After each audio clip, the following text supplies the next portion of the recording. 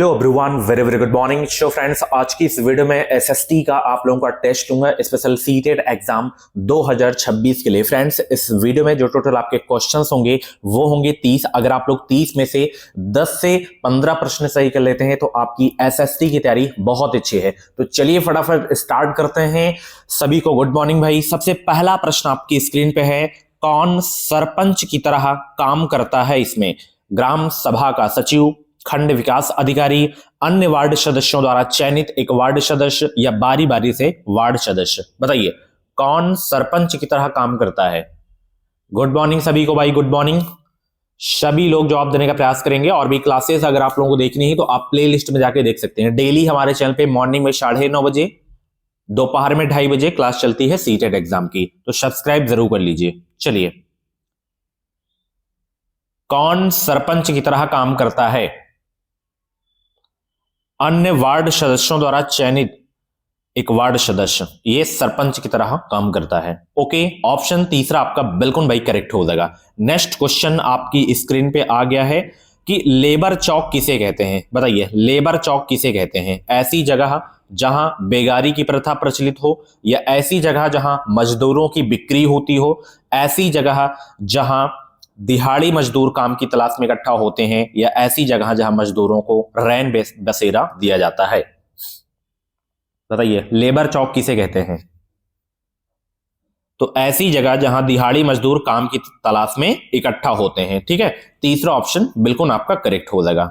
ऐसे प्रश्न था। अगला प्रश्न आपकी स्क्रीन पे यहां पे देख सकते हो, निम्नलिखित कथनों को पढ़ें और सही विकल्प आपको चुनना है। बताइए ए क्या कह रहा है कि बुनकरों की सहकारी संस्था व्यापारियों के ऊपर निर्भरता कम करने का एक साधन है।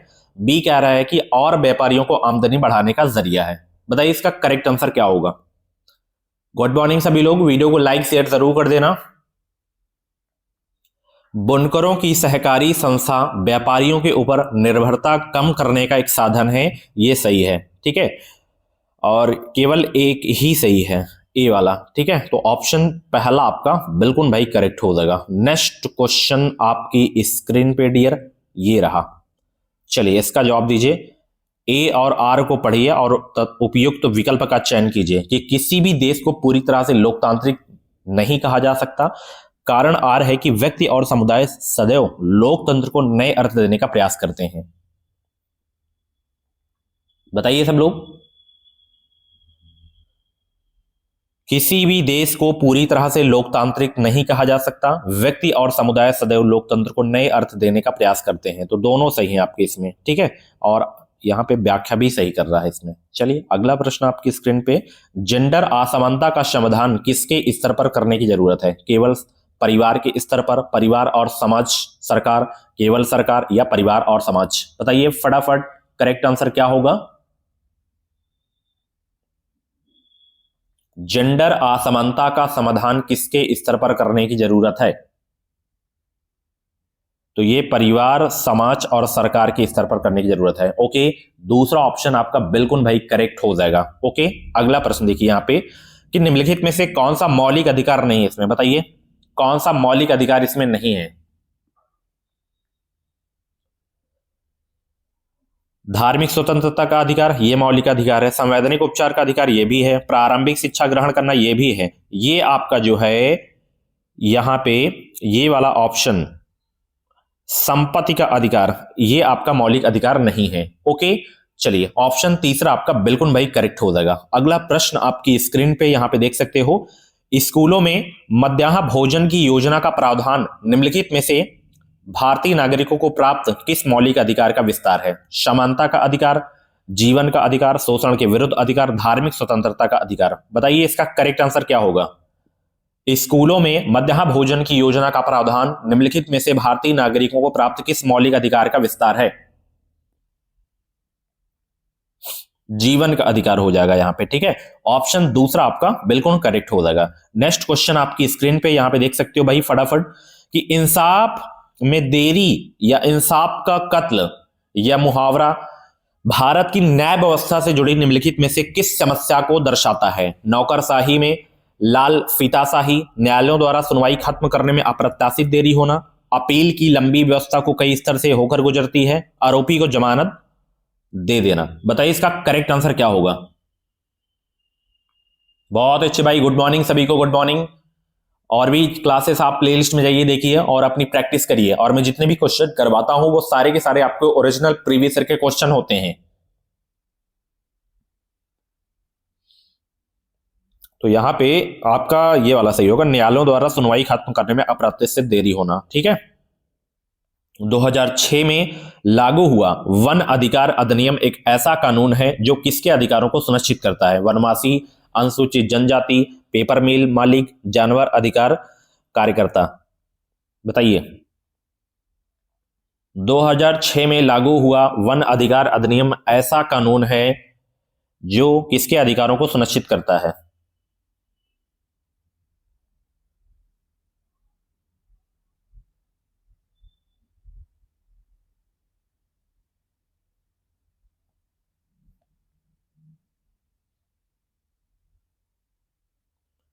तो यहां पे आपका जो है ए वाला सही होगा और यहां पे बी वाला। ठीक है। तो ऑप्शन यहां पे आपका तीसरा बिल्कुल करेक्ट हो जाएगा। ठीक है। चलिए अगला प्रश्न आपकी स्क्रीन पे, निम्नलिखित में से किस स्थिति को अनुभव करने के साथ हसियाकरण प्राय संबंधित होता है।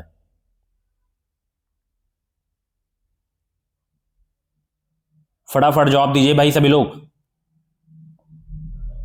निम्नलिखित में से किस स्थिति को अनुभव करने के साथ हसियाकरण प्राय संबंधित होता है।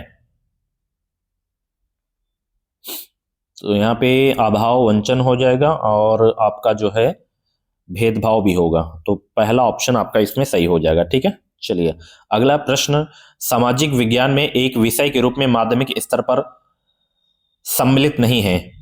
मनोविज्ञान, भूगोल, इतिहास, राजनीतिक विज्ञान। बताइए सामाजिक विज्ञान में क्या शामिल नहीं है भाई, फटाफट जवाब दीजिए। तो राजनीतिक विज्ञान है, इतिहास है, भूगोल है, ये मनोविज्ञान आपका नहीं है। ठीक है। पहला ऑप्शन बिल्कुल भाई करेक्ट हो जाएगा। अगला प्रश्न, ऐतिहासिक अध्ययन किसके विकास में मदद करते हैं। आध्यात्मिक पक्ष के स्तर में, ज्ञानात्मक पक्ष के स्तर में, मनोक्रियात्मक पक्ष के स्तर में, आर्थिक पक्ष के स्तर में। बताइए ऐतिहासिक अध्ययन किसके विकास में मदद करते हैं।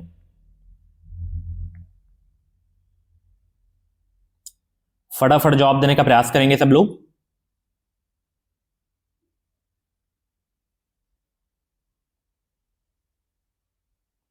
ऐतिहासिक अध्ययन जो है ज्ञानात्मक पक्ष के स्तर में जो है मदद करते हैं। ठीक है। ज्ञानात्मक पक्ष के स्तर में। चलिए अगला प्रश्न आपकी स्क्रीन पे, भूगोल की कक्षा में शिक्षक विशेषित क्षेत्रों को ढूंढने के लिए विद्यार्थियों को निम्नलिखित में से जो है संलिप्त करने के द्वारा उनकी सहायता कर सकता है।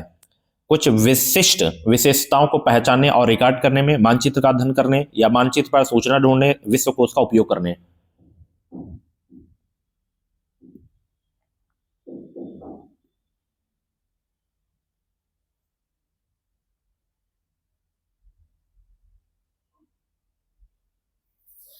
बताइए सभी लोग करेक्ट आंसर क्या हो जाएगा। तो यहां पे इसमें आपका पहला सही होगा और दूसरा सही होगा, तीसरा सही हो जाएगा। ठीक है। ऑप्शन दूसरा आपका बिल्कुल भाई करेक्ट हो जाएगा। अगला प्रश्न, निम्नलिखित समस्या समाधान के स्तरों को सही क्रम में सुव्यवस्थित कीजिए। सही क्रम में सुव्यवस्थित कीजिए। मूल्यांकन और पुनरीक्षण, कार्य योजना बनाना और लागू करना, समस्या का सूत्रीकरण और व्याख्या करना, विचारों और विकल्पों को उत्पन्न करना।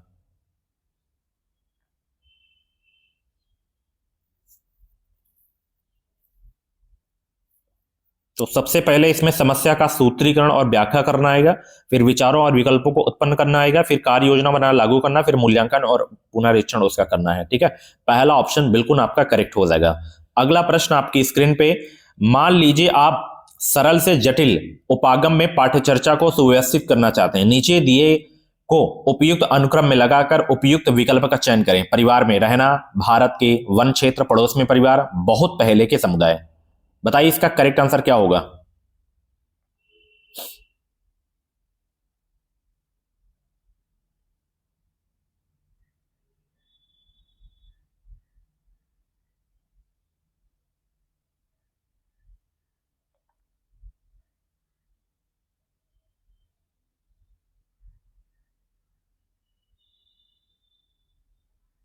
सभी को गुड मॉर्निंग, सभी को गुड मॉर्निंग भाई। सबसे पहले परिवार में रहना होगा, फिर भारत के वन क्षेत्र हो जाएगा इसमें, सॉरी, परिवार में, पड़ोस में परिवार हो जाएगा, फिर बहुत पहले के समुदाय, फिर भारत के वन क्षेत्र। चौथा ऑप्शन बिल्कुल आपका करेक्ट होगा। अगला प्रश्न है, निम्नलिखित मानचित्रों में से कौन से मानचित्र का आप कक्षा में पृथ्वी की प्राकृतिक विशेषताओं को दर्शाने के लिए उपयोग करेंगे? बताइए सब लोग।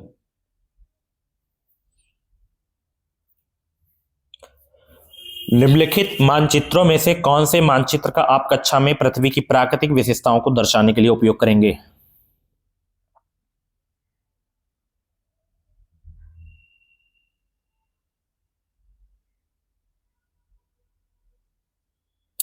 भौतिक मानचित्र का, ठीक है।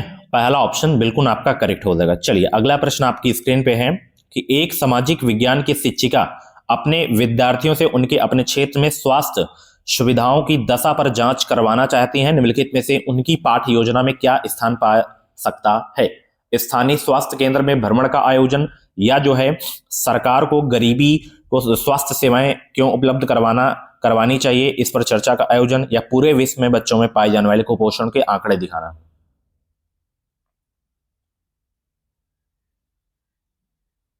बताइए सब लोग, इसका करेक्ट आंसर क्या होगा?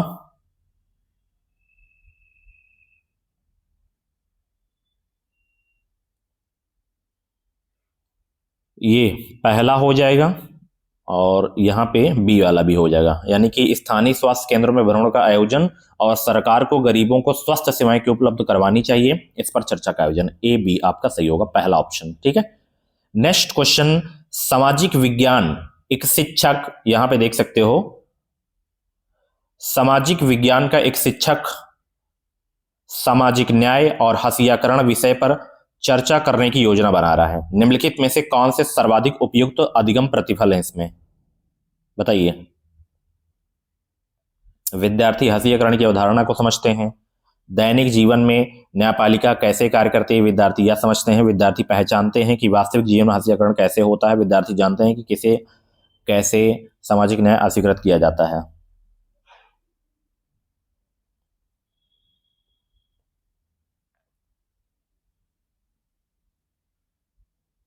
सभी लोग जवाब देने का प्रयास करेंगे भाई।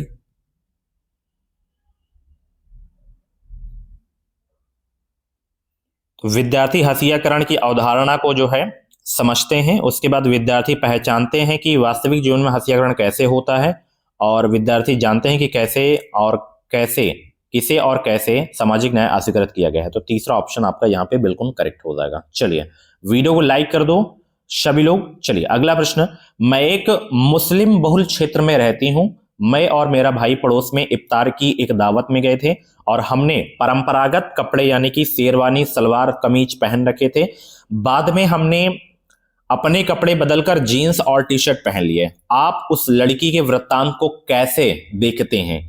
कपड़ों को पहचान के निशान के रूप में देखा जा सकता है। हम जो कपड़े पहनते हैं उनको लेकर हम पूर्वग्राही हो सकते हैं। कपड़ों को आराम के लिए मौके के अनुसार पहनना चाहिए। बताइए इसका करेक्ट आंसर क्या होगा?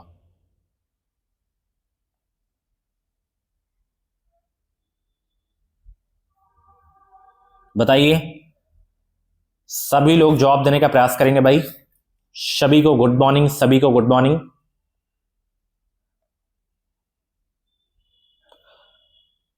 तो कपड़ों को पहचान के निशान के रूप में भी देखा जा सकता है और कपड़ों को आराम के लिए और मौके के अनुसार पहनना चाहिए, ठीक है। तो ए सी आपका इसमें सही होगा। चलिए अगला प्रश्न आपकी स्क्रीन पे, निम्नलिखित में से किन प्रश्नों से छात्रों के आलोचनात्मक विवेचन को प्रोत्साहन मिलता है? उपयुक्त विकल्प चुनना है। बताइए इसमें करेक्ट आंसर क्या होगा?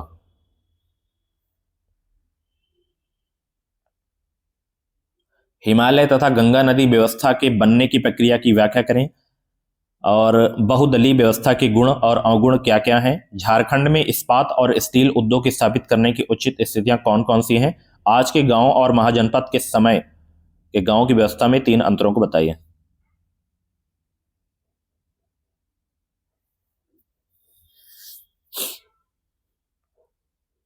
तो यहां पे बी डी आपका सही होगा, ठीक है।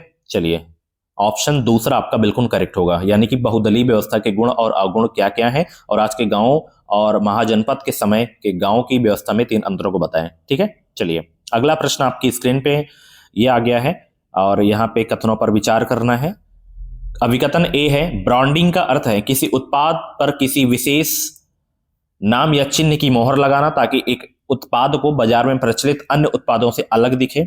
कारण आर है, ब्रांडिंग या दागना पशुपालन की जरूरत से उभरा एक शब्द है जहां मालिकों ने पशुओं पर पहचानी की समस्या को दूर करने के लिए अपना खास चिन्ह लगाने का सोचा। बताइए इसका करेक्ट आंसर क्या होगा।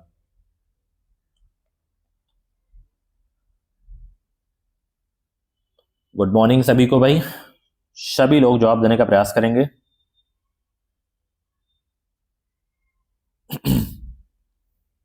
इसमें ए और आर दोनों सही हैं। आर यहां पे ए की आर सही व्याख्या भी कर रहे हैं, तो पहला ऑप्शन यहां पे बिल्कुल करेक्ट हो जाएगा।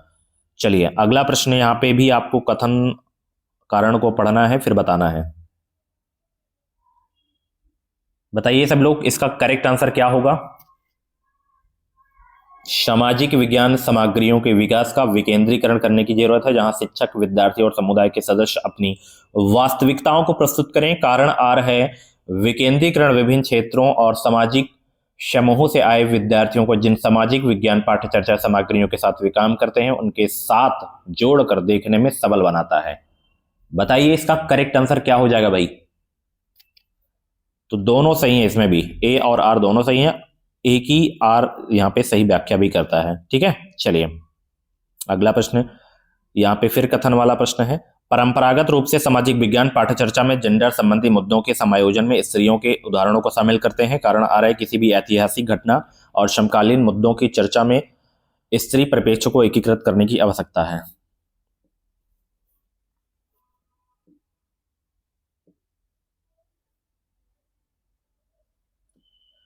वीडियो को आप लोग लाइक नहीं कर रहे हो, फटाफट वीडियो को लाइक कर दो सभी लोग।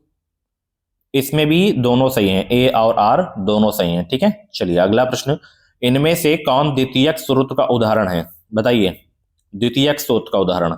आज कथन और तर्क वाले प्रश्न ज्यादा हैं थोड़ा सा। इनमें से कौन द्वितीयक स्रोत का उदाहरण है इसमें, बताइए सब लोग। तो आत्मकथाएं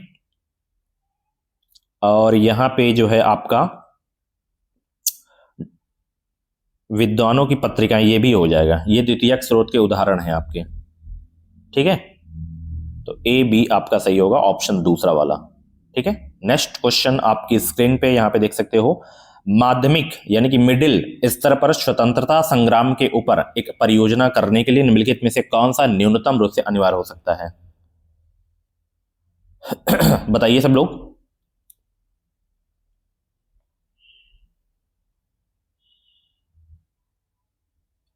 तो प्रश्नावली पर आधारित आंकड़ों का संग्रह, ये अनिवार्य हो सकता है। फोर्थ ऑप्शन बिल्कुल वही करेक्ट हो जाएगा। आरटीई एक्ट 2009 के अनुसार निम्नलिखित में से कौन सी संस्था से मूल्यांकन उपक्रमों को विकसित करने की अपेक्षा है। केंद्र सरकार, राज्य सरकार, स्थानीय सरकार। बताइए। आरटीई एक्ट 2009 के अनुसार निम्नलिखित में से कौन सी संस्था से मूल्यांकन उपक्रमों को विकसित करने की अपेक्षा है। केंद्र सरकार से भी और राज्य सरकार से भी। पहला ऑप्शन आपका यहाँ पे बिल्कुल करेक्ट हो जाएगा। ठीक है, नेक्स्ट क्वेश्चन, किसी कक्षा या विद्यालय का आकलन चक्र किससे आरंभ होता है और किस पर समाप्त होता है, ये आपको बताना है। बताइए सब लोग, किससे आरंभ होता है और किससे समाप्त होता है।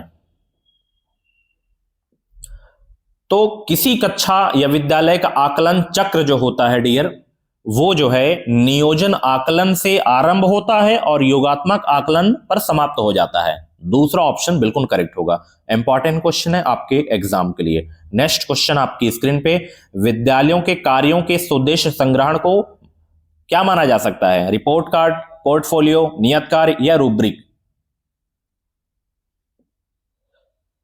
उसे पोर्टफोलियो माना जा सकता है। ठीक है, चलिए बहुत इंपॉर्टेंट क्वेश्चन है, क्वेश्चन बहुत रिपीट होता है पोर्टफोलियो वाला। चलिए, सामाजिक विज्ञान की एक शिक्षिका यह मूल्यांकित करना चाहती है कि क्या विद्यार्थियों ने जनसंख्या पिरामिड के संप्रत्यय को समझ लिया या नहीं। निम्न में से क्या सहायक हो सकता है।